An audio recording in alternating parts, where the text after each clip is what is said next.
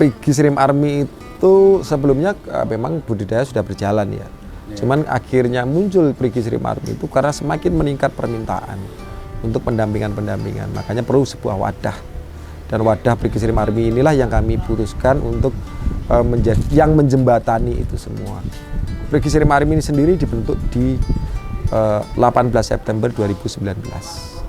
Bahwa resikonya tinggi, saya selalu berusaha menyampaikan itu. Resikonya tinggi. Dan yang kita hadapi ke depan itu kita nggak tahu. Kalau mau memulai budidaya, pahami dulu. Jangan pernah berbicara tentang profit. Profit itu pasti bisa diambil. Tapi pahami dulu risikonya. Untuk memulai budidaya ini mungkin saya bisa jelaskan ada beberapa, berdasarkan perspektif dari Perigi Shrimp Army ya. Itu ada 5 variabel utama yang perlu disiapkan. Yang pertama itu tentang legalitas. Nah, legalitas ini ada 3 macam legalitas.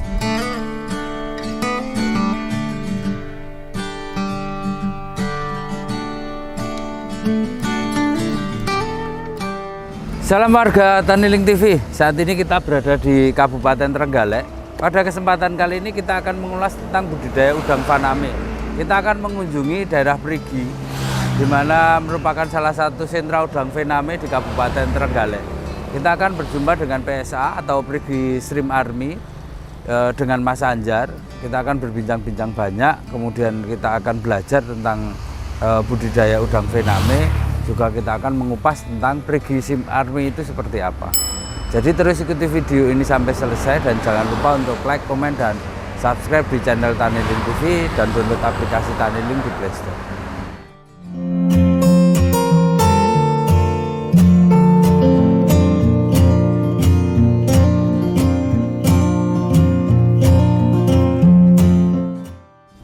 Kalau dikatakan saya lahirnya di mana, saya di Perigi. Kalau ditanya asli mana, saya asli Indonesia.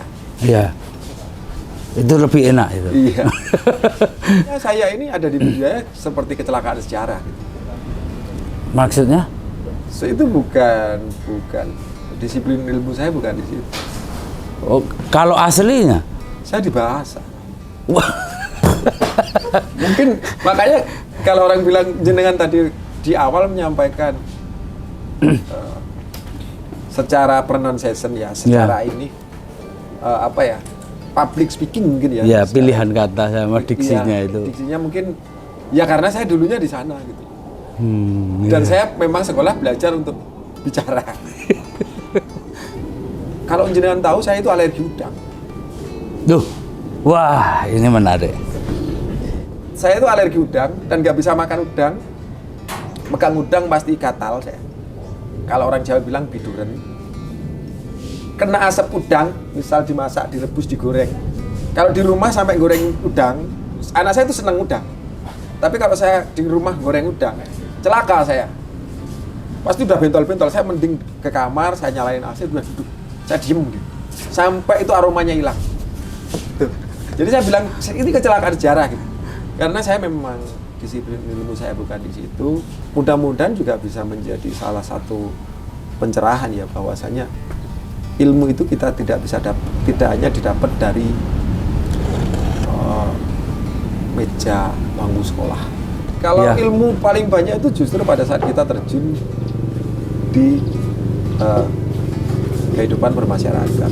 Jadi secara sosial interaksinya itu disinilah ilmu yang paling banyak. Pada saat disampaikan oleh orang tua saya bahwa saya ditanya tuh, tujuan kamu sekolah apa? Saya nggak bisa jawab. Waktu saya bilang saya mau biar bisa dapat kerja, bukan itu. Biar saya dapat nilai, bukan itu ternyata jawabannya. Karena pada hakikatnya orang sekolah itu adalah dimanapun dia itu belajar untuk memecahkan masalah. Iya. Tuh ya, mungkin orang lain punya pandangan lain ya, punya cara pandang lain, sudut pandang yang lain, tapi menurut saya ini telak masuk ke sana. Karena itulah hal paling penting bagi saya ya belajar. Mentalitas yang harus dibangun adalah belajar, karena orang boleh katakan oh siklus kemarin sukses. Kesuksesan siklus kemarin, siklus sebelumnya tidak menjamin kesuksesan di siklus berikutnya. Jadi bukan berarti orang yang sukses di siklus sebelumnya, kemudian pasti siklus berikutnya akan kembali sukses. Tidak ada yang menjamin. Berarti resikonya dan Problematikanya banyak sekali berarti. Iya. Seperti inilah, karena yang kita hadapi kan makhluk bernyawa yang kita pelihara. Ini sebenarnya bukan hanya di udang ya. Yang namanya budidaya, baik itu pertanian, peternakan, perikanan sama sih menurut saya. Karena kita tidak selalu mendapatkan suhu yang sama, cuaca yang sama. Oh iya. Kita tidak selalu mendapatkan benih yang sama. Tuh. Iya. Kita juga belum tentu kalau di perikanan misalnya, kalau kita ambil contoh di perikanan, kita belum tentu mendapatkan perairan dengan kualitas yang sama. Yang artinya setiap memulai siklus ya harus mempelajari lagi. Oh, cuaca kita seperti apa sih? Kita dapat benur dengan kualitas seperti apa per hari ini, dan kita dapat kualitas airnya bagaimana. Dan setiap saat sebuah perusahaan pasti akan melakukan development ya. Baik itu dari sisi quality maupun dari probabilitasnya. Berapa sih profit yang akan didapat? Mereka pasti akan menghitung itu. Nah, probabilitas ini kan akan mempengaruhi kualitas. Iya. Apakah akan dinaikkan harganya untuk mempertahankan kualitas dan meningkatkan, atau diturunkan kualitasnya agar dapat harganya lebih murah. Nah, dari sini kita punya bahan-bahan sintetis, bahan-bahan buatan yang itu tentu sangat berpengaruh dari QC, quality control dari masing-masing produsen, supplier. Mulai dari sisi pakan, vitamin. Ya kalau biaya produksi meningkat, harga ditingkatkan, customer nggak mau akhirnya kan mau tidak mau, kualitas sedikit turun. Itu kan pertimbangan-pertimbangan yang diambil. Nah kalau kita tidak mempelajari situasi ini, bunuh diri kita. Jadi makanya berapa lama kita sudah melakukan budidaya itu adalah sebagai bahan ilmu ya. Ilmu referensi sudah didapat cukup banyak. Tapi itu tidak akan menjamin budidayaannya akan selalu seperti itu yang dihasilkan. Meskipun dengan pendokumentasian yang sangat rapi dan tertib begitu? Ya, budidaya itu salah satu basisnya adalah data ya. Iya. Jadi basis data itu cukup penting. Nah, belajarnya dari mana yang saya maksud tadi? Ya data itu. Data tersebut. Oh, dengan suhu sekian, misal kalau saya bicara Paname nih. Oh, dengan suhu sekian, dengan salinitas sekian, siklus kemarin akan terjadi seperti ini loh. Ini yang saya sebut belajar gitu. Iya.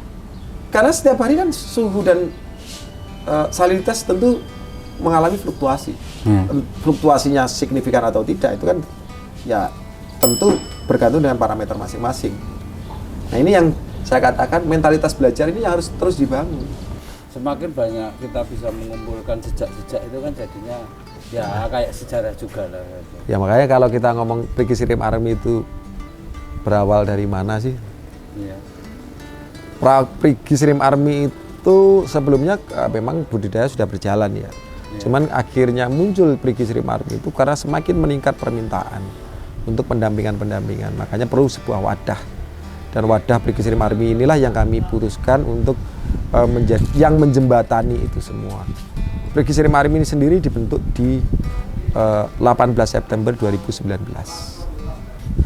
Perjalanan kami di Kalikunya cukup ini ya, karena SOP yang kami kawal ini adalah SOP yang mungkin punya perspektif yang berbeda dengan SOP-SOP yang lain gitu. Priki Shrimp Army, wah ini ya. PSA aja ya, PSA lebih aja. mudah. Kita singkat PSA aja ya.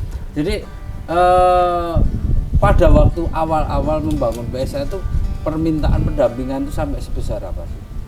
Sampai dengan saat ini semakin meningkat ya, terus meningkat. Jadi PSOP ini dulu disebut PSA 07 karena kami mengawali dari 7 orang. Kami harap sih 7 orang bisa menjawab kebutuhan waktu itu, karena kami tidak mengira tiba-tiba 7 orang ini belum masuk 1% dari permintaannya pada kenyataan di lapangan gitu loh. Jadi sampai ratusan yang dibutuhkan, dan hari ini kami baru memiliki 78. Permintaan yang belum tercover itu masih sangat banyak. Kita teman-teman di Bangka saja kalau kita hitung per hari ini kita butuh kurang lebih 24 tenaga untuk dikirim ke sana. Di Sulawesi kalau kita hitung kurang lebih ada 19 permintaan. Dan untuk di Madura sendiri kita bilang Madura itu masih puluhan yang belum kita bisa cover.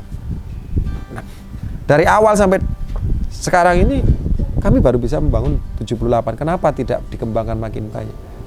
Karena seiring berjalan waktu akan terjadi seleksi alam.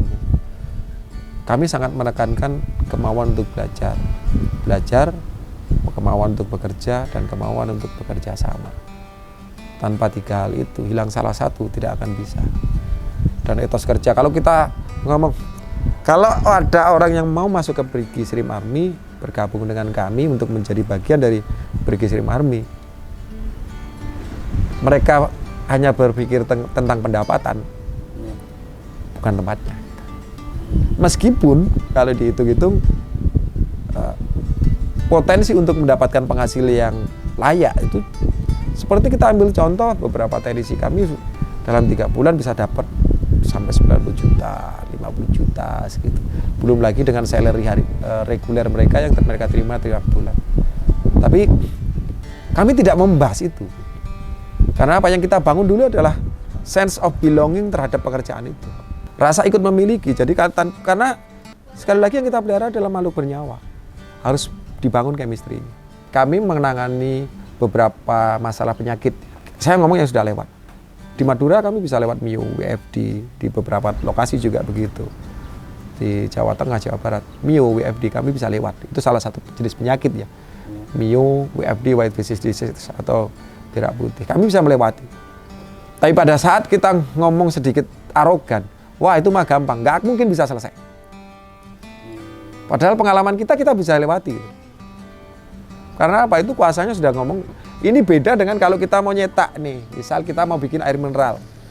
Dari 1 galon air mineral yang isi 30 liter misal.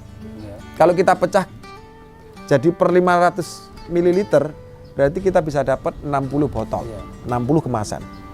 Udah nggak seperti itu. Karena yang akan menjadikan, ini mesin cetakannya itu ada di Tuhan, ada di Allah. Mau jadi berapa, ini urusannya dengan Allah. Lah menyelaraskannya seperti apa? Harus jujur di sana dan harus berpikir positif. Ada teman kami, salah satunya, ya saya nggak sebut nama karena beliaunya nggak mau. Saat ini beliau mengelola sebuah resort di Kendari karena sudah ini di budidaya ya, memiliki hotel di sana sekarang. Itu ditempatkan di perairan manapun jalan dan bagus hasilnya. Bentuk airnya bagaimanapun, bahkan di satu terakhir beliau ditempatkan di Takalar, itu bikin sumur di tengah sungai, bikin sumur. Jadi nyedotnya di situ, ngambil airnya di situ, buang airnya juga di situ, air kotor. Tapi beliau bisa sukses. Teori iya, kita butuh teori. Kita butuh ilmu yang cukup untuk memahami. Oh apa sih nitrit, apa sih nitrat, apa sih PO4, apa sih kebutuhan mineral keseimbangannya seperti apa, rasio kalsium magnesium itu bagaimana. Itu kita butuhkan. Tapi hal yang paling penting itu justru ada di manusianya. Jadi kalau kita kupas budidaya itu ada 5 variabel utama. Nanti kita akan bahas di segmen yang berikutnya. Itu di yang terakhir itu ada sumber daya. Nah, sumber daya dari ada 5 variabel. Variabel terakhir adalah sumber daya. Dan dari sumber daya ini ada 3 sumber daya utama. Sumber daya modal pasti. Kemudian sumber daya manusia disebut lebih dulu. Yang terakhir itu adalah sumber daya teknologinya atau SOP-nya. Nah, SOP ini kan teorinya nih ya. Itu berada di ujung tuh, di paling bontot. Ada 5 variabel utama, variabel besarnya, dan ada subvariabel di masing-masing variabel. Dan SOP ini ada di variabel terakhir dan menjadi subvariabel terakhir. Budidaya itu yang paling penting justru sumber daya manusia dan sumber daya teknologi. Tapi kalau kita mau sebut, jenengan menguasai teori atau punya orang yang mau untuk belajar dan bekerja. Kalau saya pilih orang yang mau belajar dan bekerja daripada orang yang menguasai teorinya. Orang kami itu 75% bukan dari sarjana perikanan. 25% saja yang dari sarjana perikanan, dan dari 25% itu yang 60% masih tetap bertahan menjadi anak kolam dan belum terupgrade menjadi asisten teknisi maupun teknisi. Sementara yang ini sudah mayoritas menjadi teknisi. Teknisi kami itu mayoritas sudah dari bukan dari sarjana perikanan, tapi lebih mampu. Memang kalau yang dari sarjana perikanan bisa menjadi teknisi akan jauh lebih bagus. Tapi karena itu tadi loh, sense of belonging terhadap apa yang dia lakukan ini menjadi sesuatu yang tidak terbeli. Ya, dedikasi. Berarti kalau kita lihat aktivitas ya, itu kan dia keliling hampir ke seluruh Penempatan ya, mulai dari Madura, Sulawesi, Bangka, Belitung, Sumatera, itu kami ada di sana. Jadi 78 itu dibagi ke beberapa. Iya. Nah, untuk mempersiapkan mereka itu butuh Berapa lama? Iya. Prosesnya begini sih. Kalau kami terbuka, Iya. siapa aja melamar datang melamar ke kami. Bukan melamar ya, nggak kayak saya belum layak ya. Iya. Ada yang berminat untuk bergabung di tim kami nggak akan menolak. Langsung hari itu juga dia mau masuk silakan. Tapi bisa jadi 2 hari 3 hari mereka sudah kami minta untuk keluar dari. Karena kami butuhkan adalah komitmennya. Ilmu, menguasai teori, memiliki banyak referensi, menguasai literasi penting. Tapi itu bukan yang terpenting. Itu tadi dedikasi yang penting. Menjadi arminya di PSA itu harus seberapa besar ini pengorbanan? Istilahnya begini ya. Kalau belum sempat nangis dan tetap survive di sini, kayaknya nggak akan lulus. Karena itulah kami Brigis Rim Army. Kenapa harus ada army sih? Iya. Nah, kan itu berbeda ya. Kan jauh ya konteksnya itu loh. Ini army nih, tentara dan budidaya. Ini kan konteksnya berbeda. Tapi kami sebut ini tentara karena apa? Bisa dikatakan ada kedisiplinan, ada tanggung jawab yang kami ambil dari militer itu. Karena kami selalu tanamkan siapapun yang melakukan lebih atau mengerjakan lebih dari apa yang dia dapatkan saat itu, suatu saat akan mendapatkan lebih dari apa yang dia kerjakan. Mas Anjar membuat sebegitu detail dan sebegitu presisi untuk membangun kapasitas seseorang yang ada di dalam PSA.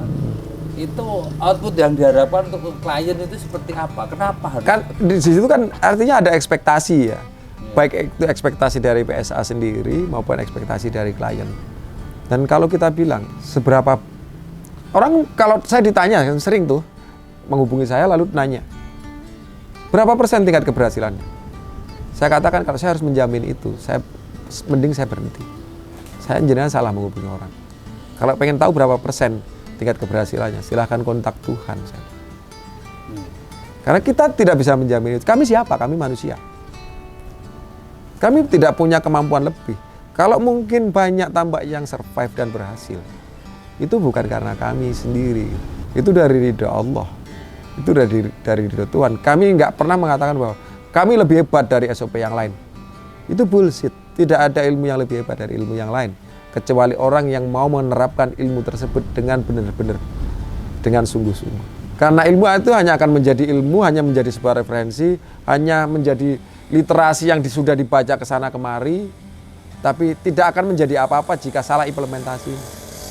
Kalau kita lihat tingkat keberhasilan saat ini mungkin ya alhamdulillah banyak sekali klien kami yang berhasil, bahkan banyak yang pemula. Kenapa banyak pemula yang berhasil? Justru di sini poinnya. Pemula itu memulai dengan merasa bahwa mereka itu tidak bisa apa-apa. Sama dengan kami. Mereka masih belajar. Dan konsep belajar ini, kalau memang dipegang dan mereka benar-benar mau belajar dan mau menjalankannya, mayoritas yang berhasil pemula, Pak.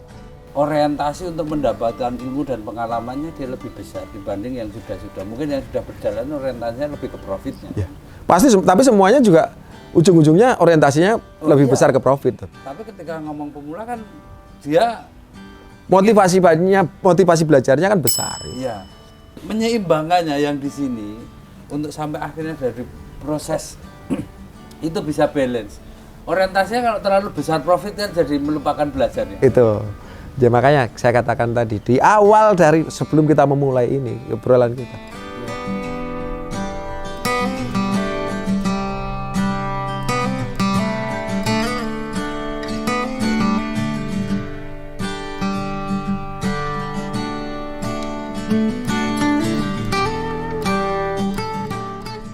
Kalau mau memulai budidaya, pahami dulu.